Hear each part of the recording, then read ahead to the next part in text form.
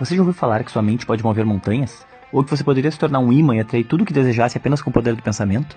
Antes de continuar, eu quero que você se imagine caminhando numa praia deserta. O pôr do sol tranquilo, refletindo na água quente e transparente, só é atrapalhado pelo barulho das ondas e o vento nas folhas de palmeira. Deu uma relaxada só de imaginar essa cena? Ótimo, porque o assunto de hoje é pensamento positivo. De físicos a líderes religiosos, passando por médicos e gurus da autoajuda, muitos afirmam: positividade faz bem, e muito. Mas será que pensar positivo realmente faz bem? Antes de responder essas perguntas, precisamos saber um pouco mais sobre como nossa mente funciona. Segundo o pesquisador Frederico Azevedo, da Universidade Federal do Rio de Janeiro, em um artigo publicado no The Journal of Comparative Neurology em 2009, o cérebro humano é composto por mais ou menos 86 bilhões de neurônios, e cada um deles é ligado por mais de 1000 conexões sinápticas. Mas conexão sináptica? O que isso quer dizer exatamente? Vamos a um pouquinho de fisiologia básica para te explicar melhor. Neurônios são células responsáveis por transmitir impulsos nervosos, que são sinais enviados de um neurônio para o outro ou para outras células do nosso corpo. Os neurônios têm a capacidade de estabelecer conexões quando recebem esses sinais, seja por estímulos do próprio organismo ou do ambiente externo. Alguns desses sinais são elétricos, mas pode ficar tranquilo, seu cérebro não vai entrar em curto-circuito. A comunicação entre neurônios ou entre neurônios e outras células acontece nas sinapses, em um espaço chamado fenda sináptica. Para transmitir informações, os neurônios lançam substâncias químicas chamadas neurotransmissores, que atravessam essa fenda e têm a capacidade de produzir reações no nosso corpo. Tá, mas onde que o pensamento positivo entra no meio dessa história? Sem que possamos prever ou controlar, quando recebemos algum tipo de sinal que pode ser disparado através do pensamento, o nosso corpo produz respostas hormonais relacionadas, por exemplo, às sensações de bem-estar ou de estresse. Então quer dizer que pensar negativamente faz mal?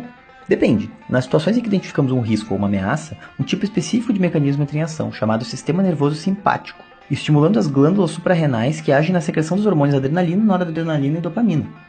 Chamamos esse mecanismo de reação de fuga ou luta, e ele está relacionado com os nossos instintos de proteção. Quando os níveis desses hormônios aumentam, entramos em estado de alerta. O coração bate mais depressa, a respiração se torna mais rápida e a pressão arterial aumenta. Em momentos estressantes do cotidiano, como dirigir em um trânsito congestionado, fazer uma prova ou participar de uma competição esportiva, o estado de alerta é muito importante. O pessimismo, nesse caso, estaria relacionado com o medo do fracasso ou com a antecipação de situações arriscadas, nos deixando mais preparados para enfrentar essas situações. O problema é quando estamos nos estressando o tempo todo. Segundo a Associação Americana de Psicologia, quando isso acontece, o córtex das glândulas suprarrenais dispara a produção do hormônio cortisol, que, em situações de estresse prolongado, pode desencadear processos que acabam contribuindo para a diminuição da ação do sistema imunológico, e então podemos ficar mais propensos a adoecer. Níveis muito altos de cortisol afetam também a parte do cérebro responsável pela memória e pelo aprendizado, nos deixando irritados e esquecidos.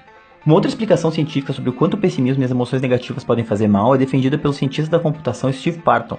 Ele sugere que a negatividade e o hábito de reclamar alteram fisicamente a estrutura do nosso cérebro, nos ajudando a entender porque algumas pessoas parecem não conseguir sair de um estado negativo. Imagine 4 pessoas divididas em duplas, jogando bolas umas para as outras. Uma dupla está a 10 metros uma da outra e a outra está a 100 metros uma da outra. Da mesma forma funcionam os nossos pensamentos. Quando pensamos, as sinapses se aproximam para diminuir a distância que o impulso elétrico precisa percorrer. Dessa forma, o cérebro teria a capacidade de criar conexões com base em tudo a que é exposto muitas vezes, alterando a sua forma física para facilitar a transmissão do pensamento. Então, se temos um pensamento recorrente, fica mais fácil e mais provável que ele aconteça novamente. Funciona como se a dupla que pegou a bola primeiro pudesse dar um passo para frente na próxima rodada, fazendo com que a chance de pegarem a bola primeiro outra vez seja ainda maior. A boa notícia é que também funciona com pensamentos positivos. Médicos do Departamento de Psiquiatria e Cardiologia da Harvard Medical School apontam que o estado de ânimo pode influenciar o nosso organismo de várias formas.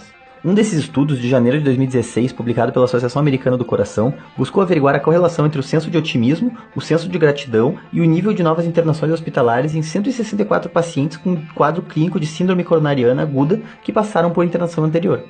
Através de testes, da escala de atividade física e entrevistas de avaliação, o estudo apontou que os pacientes que sinalizaram maior otimismo apresentaram maior índice de prática de atividade física e menores taxas de hospitalização durante os 6 meses seguintes ao estudo, se comparados com pacientes com maior senso de gratidão. Por que essa diferença? Os autores acreditam que o sentimento de gratidão é centrado no passado e pode ter menos efeito sobre o nosso comportamento futuro que o senso de otimismo. Por outro lado, o otimismo poderia ser uma ação mais centrada em fatores cognitivos e na sensação de que se pode fazer algo para alcançar uma meta, possibilitando atitudes positivas no comportamento e no compromisso com a própria saúde. Ou seja, pessoas com disposição para ver o lado positivo da vida tendem a cuidar mais da sua saúde, praticar mais exercícios e se alimentar melhor. Afinal de contas, pensar positivo funciona? Sim, existe poder no pensamento positivo. Você não vai jogar bola como a Marta, nem quebrar recordes como o Usain Bolt só pensando positivamente, mas emoções positivas estão associadas com a melhora na saúde e com as sensações de vitalidade e bem-estar. Por outro lado, a raiva crônica, a preocupação excessiva e a hostilidade são fatores de risco para o desenvolvimento de doenças. No entanto, essa positividade é mais natural para algumas pessoas, enquanto outras precisam aprender a pensar e agir de modo mais otimista. Então, como podemos desenvolver essa forma de pensar? Segundo o Departamento de Psicologia da Universidade de Harvard, a psicologia positiva indica várias rotas para a felicidade. Sentir-se bem, buscando emoções e sensações prazerosas.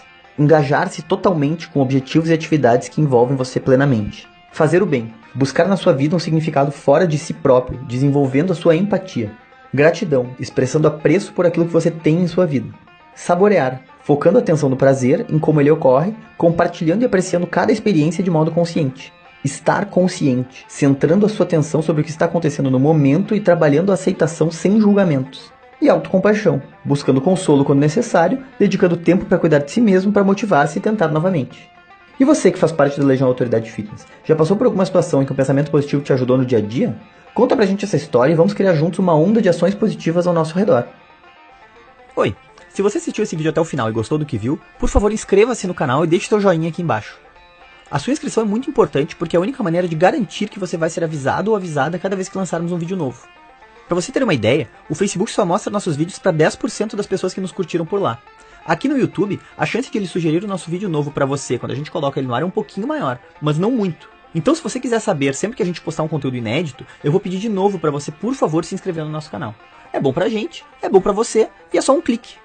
Então forte abraço e a gente se vê no próximo vídeo.